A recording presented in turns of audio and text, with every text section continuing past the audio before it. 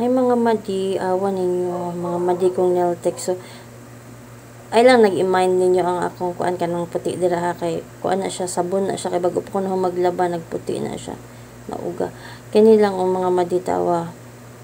Pag nail tech ka, makarelate jud ka ani kay tungod sa sobrang expose jud kay siya sa kuan ba, kitang mga nail tech expose kay sa mga product na syempre, di ba?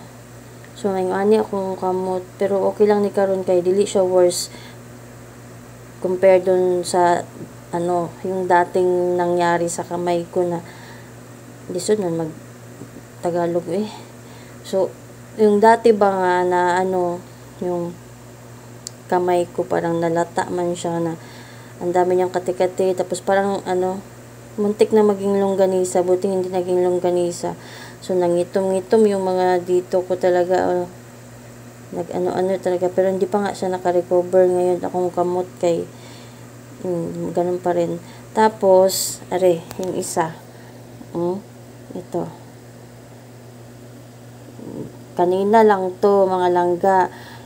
Sa kahiligan ko talaga, lagi ako may ganyan, kasi, mahilig ako magpahid ng mga excess na mga polish bitaw.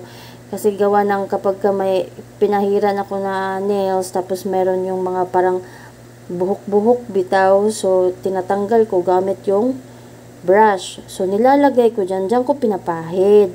So, ang nangyari, nagkakaganyan na nga, nagkatol-katol na siya, makati. Tapos, namumulang ganyan. Pag kinamot mo, pag ginigilan mo yung kamot, mag-itom siya. Ayan, magpangit nagtaman, mapay pangit daan, samot magkapangit.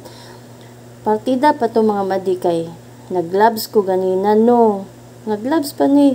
Sa gloves na ko siya gipahid pero karon pila ra ka oras naging ani na pud siya. Katul kay siya mga madi. So mga nail tech dira ha nag-amping mo dili mo magtanga-tanga para na parehas nako tanga-tanga kay kabalong ma-allergy. Pahit lagi hapon.